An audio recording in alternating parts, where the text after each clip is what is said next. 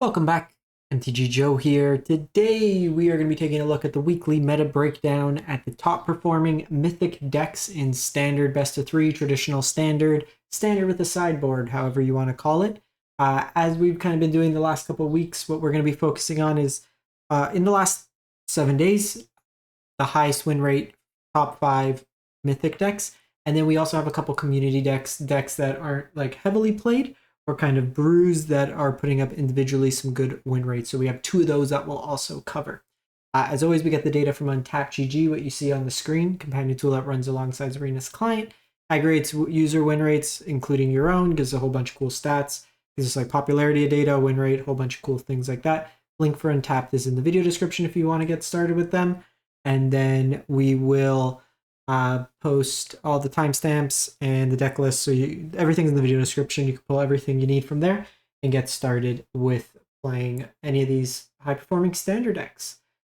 So we're going to start off with popularity, and like I said, then we'll go look at the deck lists themselves. Popular deck doesn't necessarily correlate the highest win rate, as we always mentioned, but just gives you an idea of what could potentially be seen in terms of the metagame itself.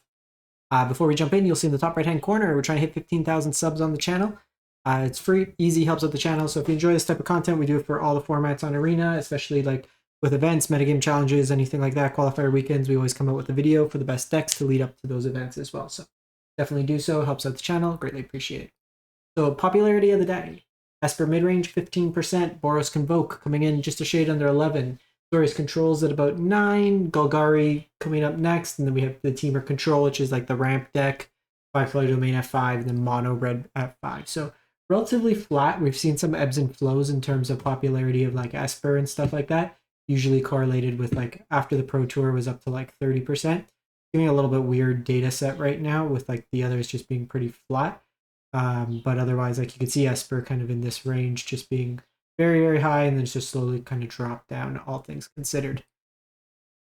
So looking, we have May 14th through the 21st, Mythic, we have 10,000 games of best of 3 Magic played.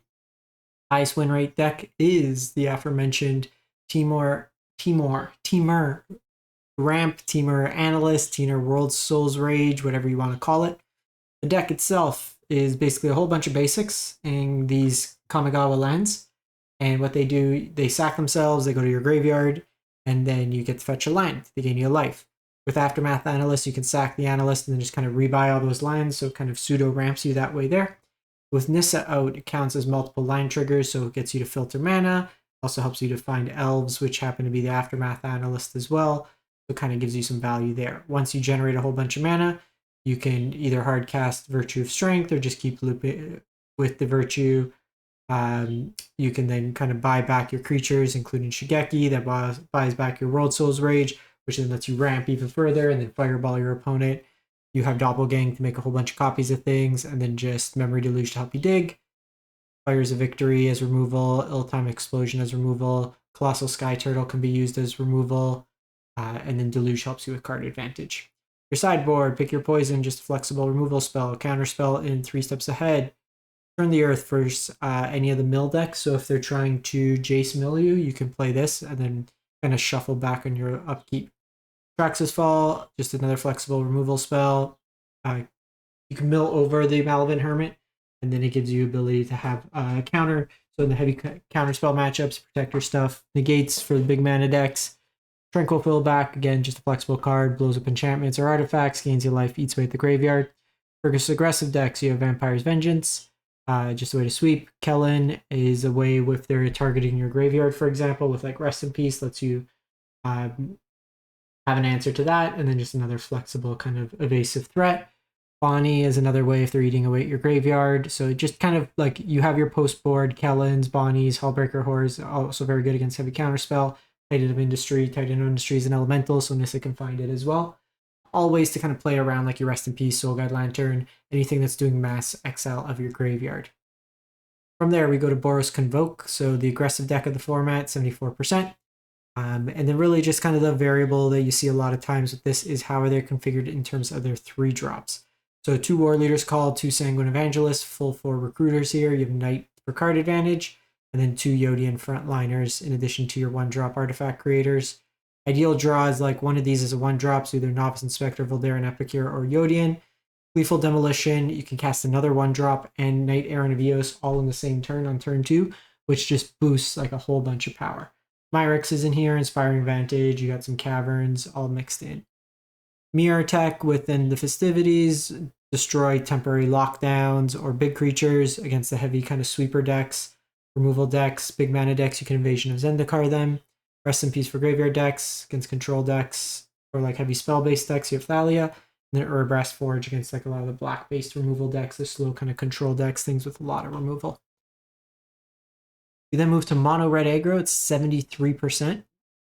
So this deck here is looking to be a little bit more prowess-oriented, so you have access to Fugitive Codebreaker, Slickshot Show-Off, this one's playing Pyrotechnic Performer as well.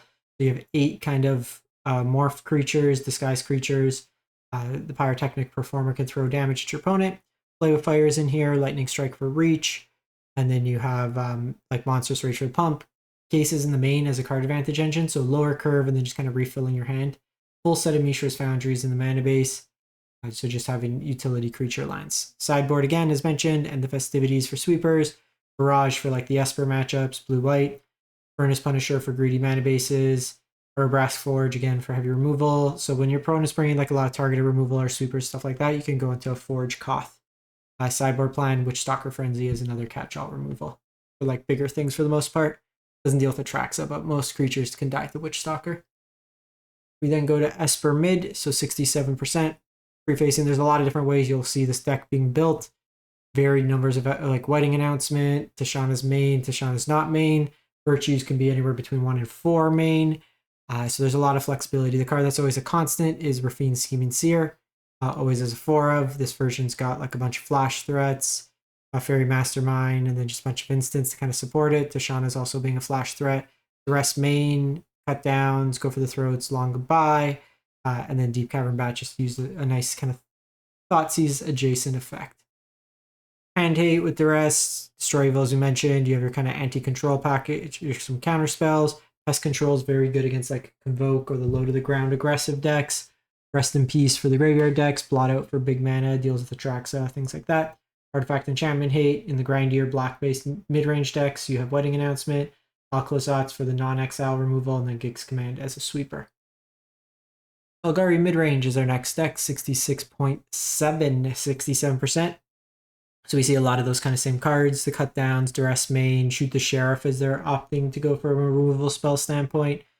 You have Sharp-Eyed Rookie, which gets bigger and provides you some card advantage. Full set of Caustic Bronco is like Dark Confidant at home, provides you some card advantage and potential drain. Mosswood Dreadlight as another kind of sticky threat that can keep coming back to get your card draw. Sentinels main, Tranquil main, Preacher main, just very useful utility-based 3-drops backed with Liliana. And then your Archfiend Adoros as your top end kind of closer. So a little bit more aggressively slanted Golgari midrange deck. It can go higher up on the curve. You can have Shieldreds, in some versions with Gissa. You could have 7 mana Nissa in here. So a lot of different ways to kind of take the deck itself. Sideboard. Hostile Negotiator is another card that you could see at times that's being played, just forcing discard and stuff. Cut downs, just more duress. Binding Negotiation, I actually don't know what this card does. Target opponent reveals their hand. You may choose a non-land from it if they do. Discard it otherwise. You may put a face-up exile card they own into their graveyard. So just more discard. Terra Sunder as removal that's flexible. Liliana for the grindy control matchup. Path Peril for aggressive decks. And then Throwback. There's another utility creature. Gix Command as a sweeper. Gix Command helps against like the domain matchup if they go...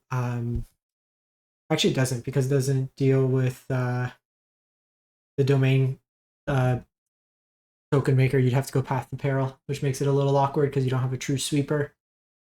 Then 2 decks I want to feature here. So this is from Elf Player. They're 38-19 with this list in Mythic. And this is a list popularized by Ash Lizzle. It is the Simic Cookies deck. So it's like an artifact synergy deck. You're using things like Tough Cookie, Surge Engine, and just a whole bunch of activated abilities paired with Agatha's Soul Cauldron. You have things like Ginger Brute, Lost GTAs in here, just a bunch of ways to make tokens. Wormlight gets bigger. You can make basically a whole bunch of map tokens, treasure tokens. You have schooners. And then Zoetic Griff can also animate your creatures there, so some utility there. The big recent cards is Lost Jite, as well as Fumari Vault, as a way to kind of dig for some value.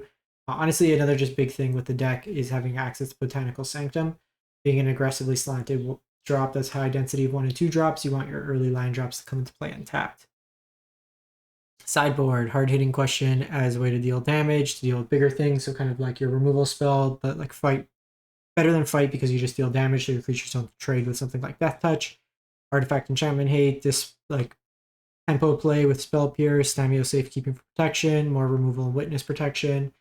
Artifact Enchantment and Flying Hate, Repulsive Mutation as a counterspell, Graveyard Hate, Activated Ability Hate, and then Ren for a grindier card as well. And then lastly, another version, this one went 44 and 23 by Damian90. This is an Azorius Flash deck. So kind of tempo-oriented. Sleep Curse Fairy is an early play. You have Malcolm and Fairy Mastermind, No More Lies, Get Lost as kind of interaction. Aven Interrupter also as a tempo play to kind of cancel out their opponent, just set them back, make them plot and cost 2 more. So does its best Spell Queller Impersonation.